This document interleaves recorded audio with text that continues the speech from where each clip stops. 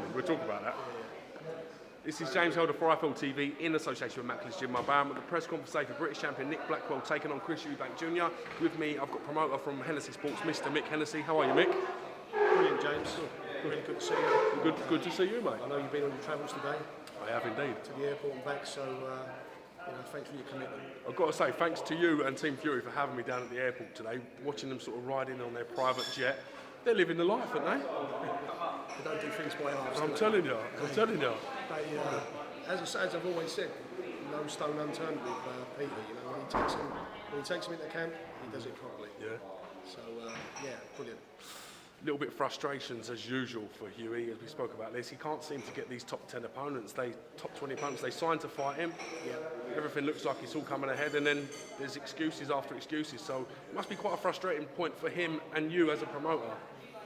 Big time. I mean, I can't, for a 21-year-old heavyweight, the money we've been offering like top 10 fighters, it's been brilliant. It's been fantastic money. And for them to just turn it down and not even entertain it is crazy.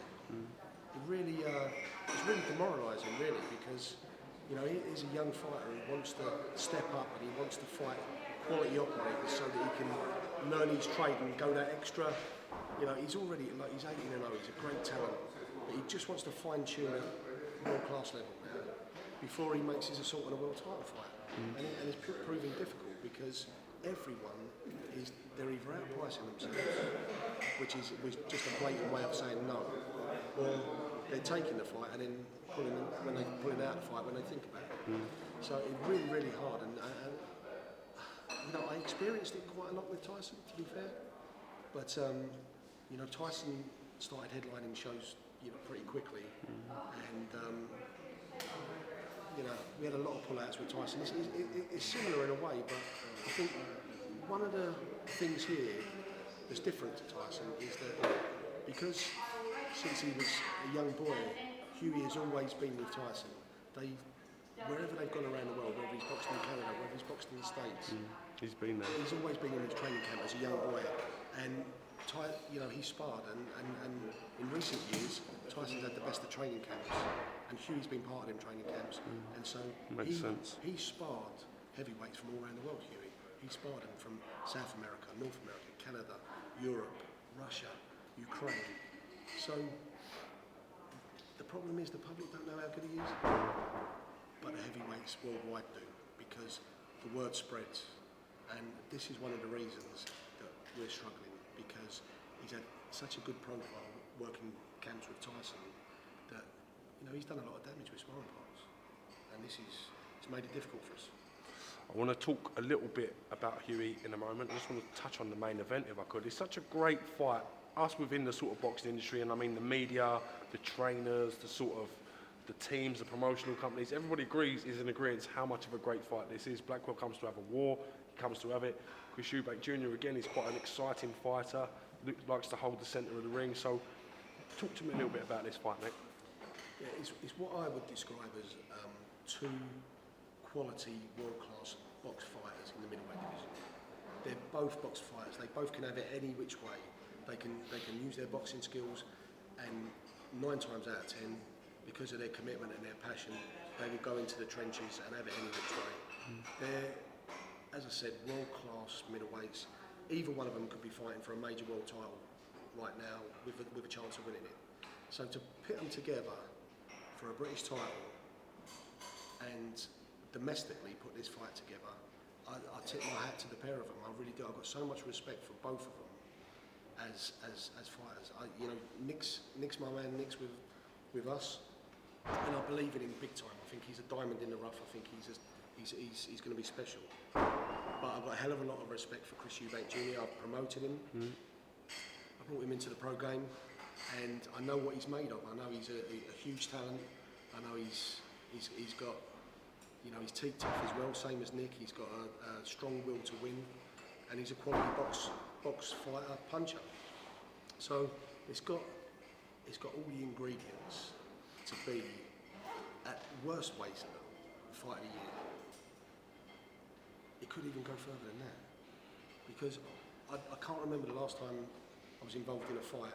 I was like, Tyson versus Chisora. back in 2011, done 3.2 million viewers. But that weren't as close a fight as this, because I didn't consider that a 50-50 fight. I knew Tyson would do what he'd done to Chisora. He made it easy. We knew that. That was straightforward. This fight here is a 50-50 fight. And it's like, I'm under no illusions, it could go either way.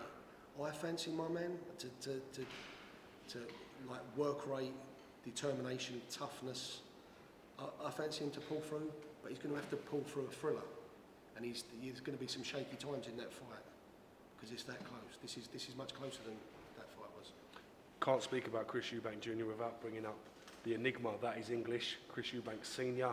Today, he spoke with a lot of passion and made a lot of valid points in some areas, and again, went sort of a little bit off track in other areas. But what I want to ask you is, what's he like to deal with second time around after you've been through what you've been through with him? I know you split amicably on both sort of sides, but what's it like to sort of be reunited working with them again?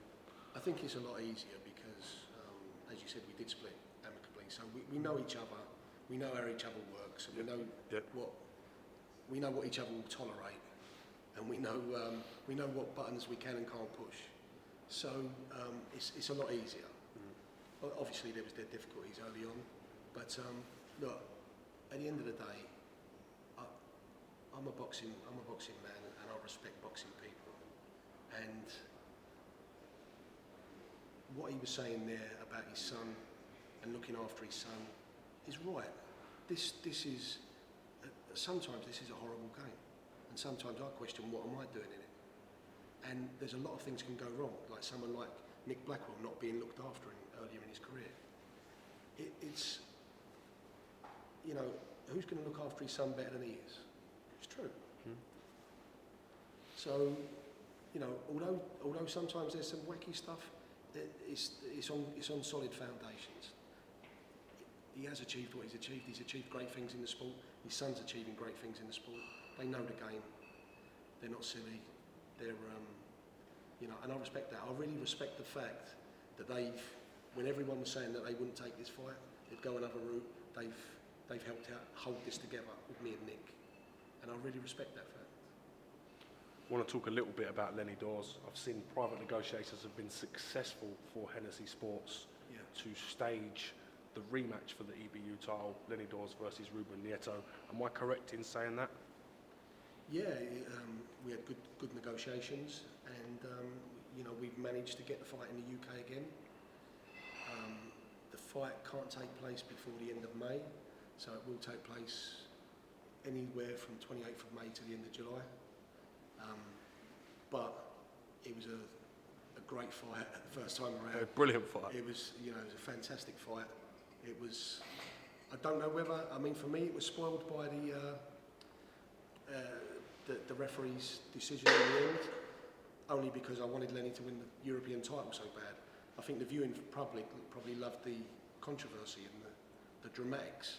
So, you know, a great fight ended in, you know, big dramatics. But for me, I know we're going to see another great fight. It is, you know, like this one, there's no getting away from it. You know, styles aren't going to change, they're going to properly go for it.